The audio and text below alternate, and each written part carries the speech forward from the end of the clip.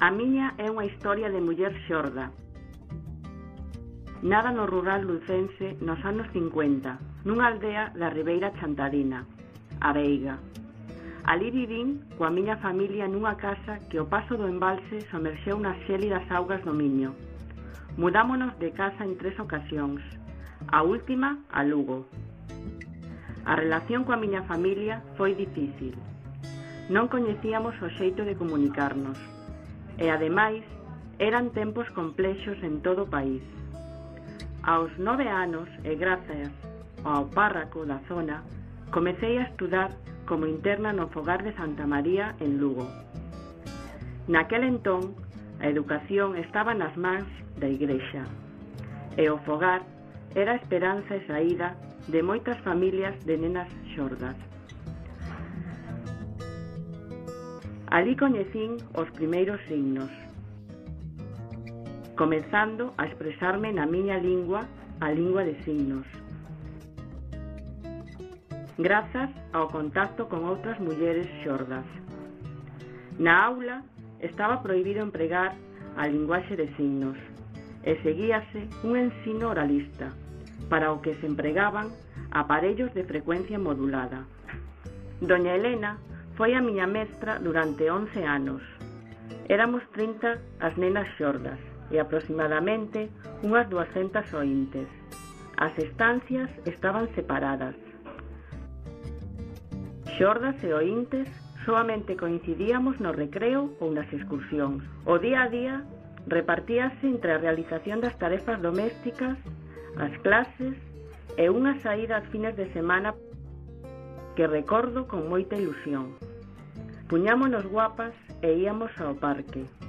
Ali falábamos empregando a nosa lingua. Así coñecín a Carlos, o meu home. Aos 20 anos rematei o colexio. 2 anos despois casei. E cando tiña 22 anos naceu Monse. Eva veu ao mundo 9 anos máis tarde. Ambas as dúas son oíntes.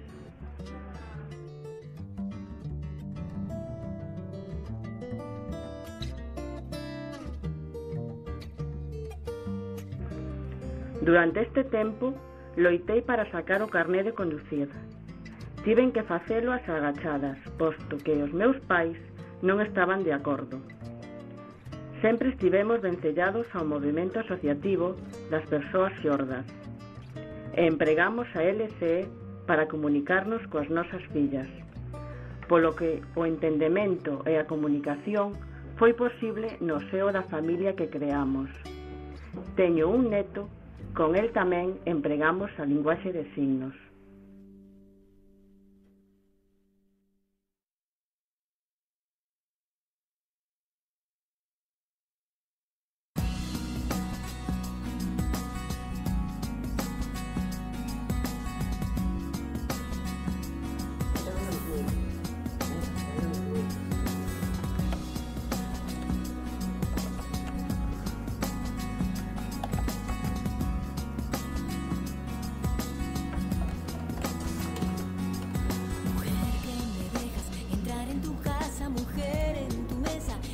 Mi pan, mujer que adormeces con voz camamanta, mujer en tu sombra te veo, mujer. Pois cando a rede plantexa a posibilidade de levar a cabo esta iniciativa, tamén se plantexa na aula de dinamización de Asorno. Entón, participan 3 mulleres, facemos 3 historias de 3 mulleres xordas.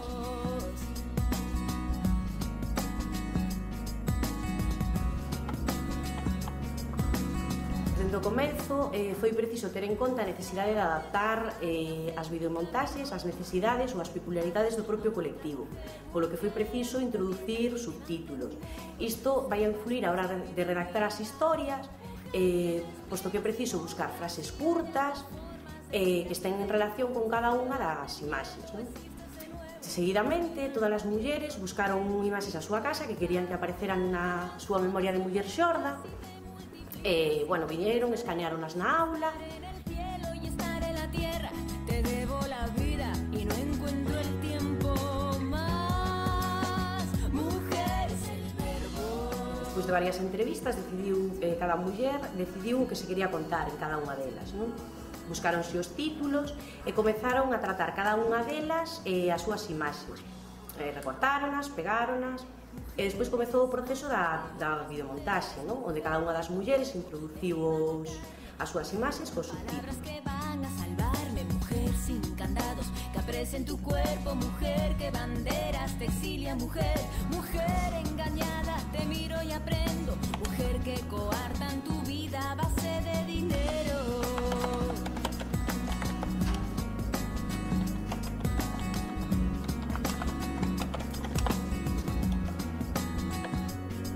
Mujer que despliega sin sombras y hallas las formas de ir hacia adentro, de beberte el miedo, existe ese nuevo, es mi mandamiento, tu piel, mi corazón.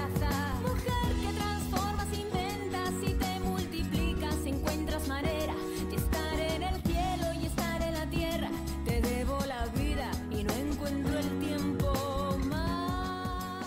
Las personas sordas, o sea, podemos, importante decir que podemos conseguir cosas, que bueno, que hay algunas dificultades, hay algunas barreras de comunicación que sí que nos dificultan en la sociedad, pero bueno, si por ejemplo, si la sociedad conociese que es una persona sorda, sí, pero es que no lo conoce bien.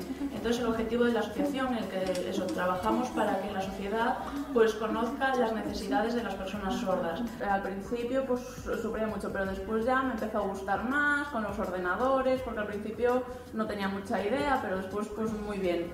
En internet, más o menos, todavía me falta practicar más, pero bueno, bastante bien, me gusta mucho, pues también con las fotos, al aula. Es una necesidad para conocer las nuevas tecnologías, porque las nuevas tecnologías nos dan muchísima información, entonces pues eso, podemos aprender y progresar mucho, porque podemos participar en talleres, pues ahora pues la sociedad que también pues eso, que nos exige mucho, o sea, va avanzando muy rápido, entonces pues para poder alcanzarlos, las personas sordas pues nos estamos quedando un poco atrás, y ahora con el aula de dinamización pues eso nos está dando una posibilidad de participar.